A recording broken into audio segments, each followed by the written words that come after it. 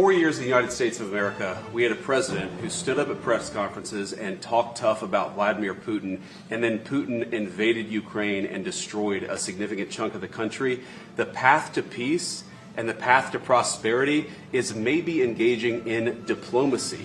We tried the pathway of Joe Biden of thumping our chest and pretending that the President of the United States' words mattered more than the President of the United States' actions. What makes America a good country is America engaging in diplomacy. That's what President Trump is doing. Can I ask you? Sure. Yeah? Yeah. Okay. So he occupied our parts, big parts of Ukraine, part of East and Crimea. So he occupied it on 2014. So during a lot of years, so I'm not speaking about just Biden, but those time was Obama, then President Obama, then President Trump, then President Biden, now the President Trump, and God bless, now President Trump will stop him. But during 2014, nobody stopped him. He just occupied and took.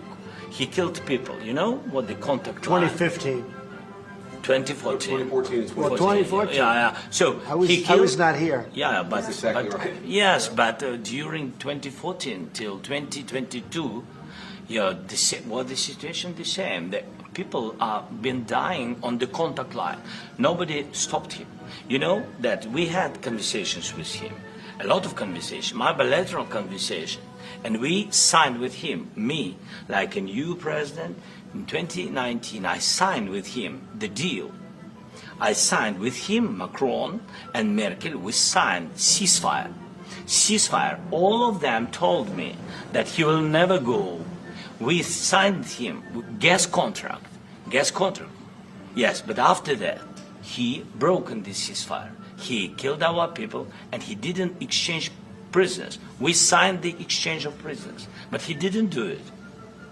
What kind of diplomacy, JD, you are speaking about? What do you mean? I'm talking about the kind of diplomacy that's going to end the destruction of your country. Yes, but if you are Mr. not President, strong... Mr. President, with respect, I think it's disrespectful for you to come into the Oval Office and try to litigate this in front of the American media. Right now, you guys are going around and forcing conscripts to the front lines because you have manpower problems. You should be thanking the President for trying to bring an end to this conflict. Have you ever been to Ukraine that you say what problems we have? I have been to. Come once. I've actually watched and seen the stories, and I know what happens is you bring them on a propaganda tour, Mr. President. Do you disagree that you've had problems bringing people into your military? We have problems. And do you think that it's respectful to come to the Oval Office of the United States of America and attack the administration that is trying to prevent the destruction of your country? A lot of questions. Let's start from the beginning. Sure. First of all, during the war, everybody has problems, even you, but you have nice ocean and don't feel now, but you will feel it in the future. God bless. You don't know that. God bless. You don't God know bless. That. You will not have a war. Don't tell us what we're going to feel. We're trying to solve a problem. Don't tell us what we're going to feel. I'm not telling you. Because I'm you're in no answering position on to this question. dictate that. That's Remember exactly this. what I'm not You're in dictating. no position to dictate what we're going to feel. We're going to feel very good. You will feel influence. We're going to feel very good and very strong. You will feel influence. You're right now not in a very good position. You've allowed yourself to be in a very bad position, and he happens to be right about it. From the very beginning of the war. You're not in a good position. You don't have the cards right now. With us, you start having cards. But right now, you don't. Yeah, you're playing cards. Mr. President. You're playing cards. Serious. You're gambling with the lives of millions of people. You're gambling with World War III. You're gambling with World War III.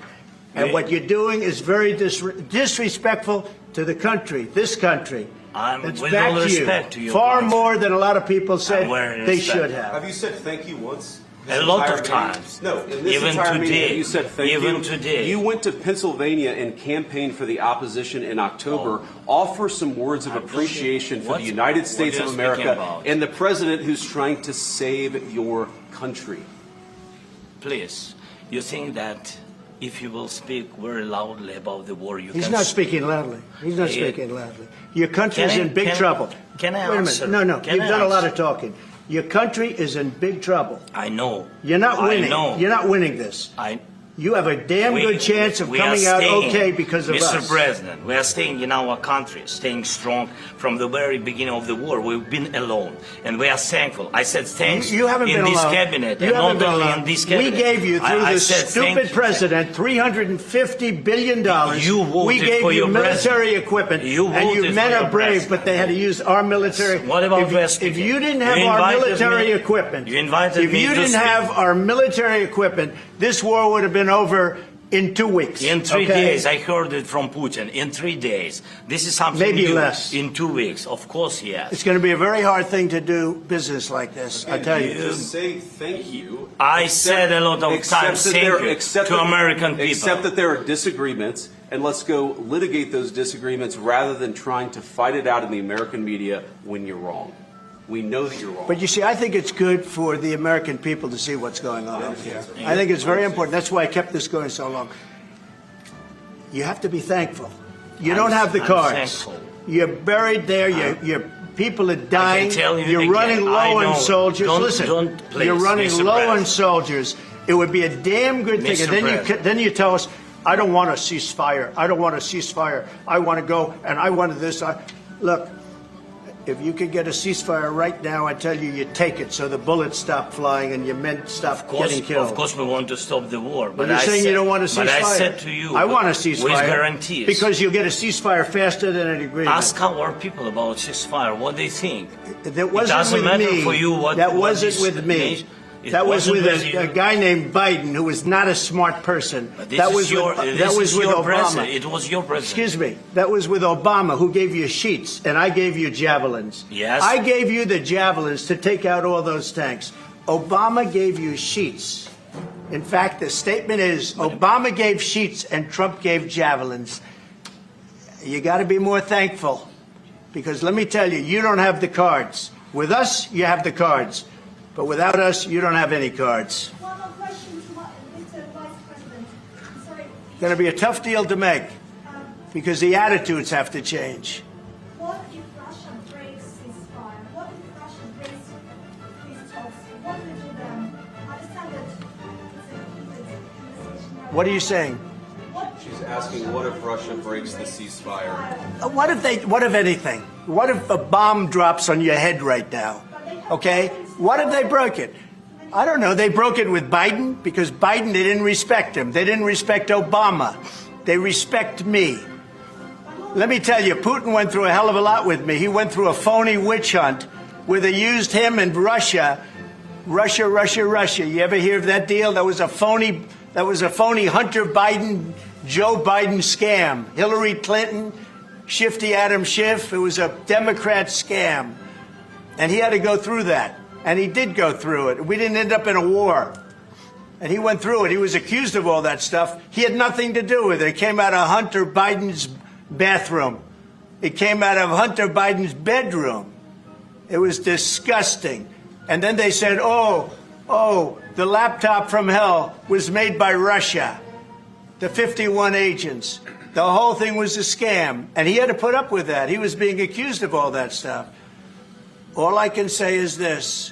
He might have broken deals with Obama and Bush, and he might have broken them with Biden. He did, maybe. Maybe he didn't. I don't know what happened.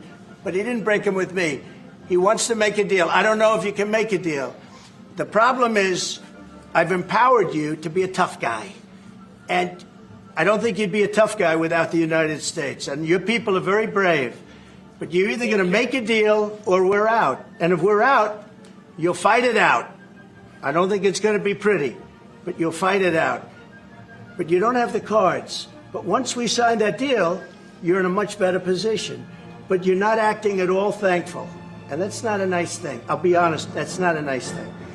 All right, I think we've seen enough. What do you think? Huh? This is going to be great television, I will say that. All right. We'll see what we can do about putting it together. Thank you.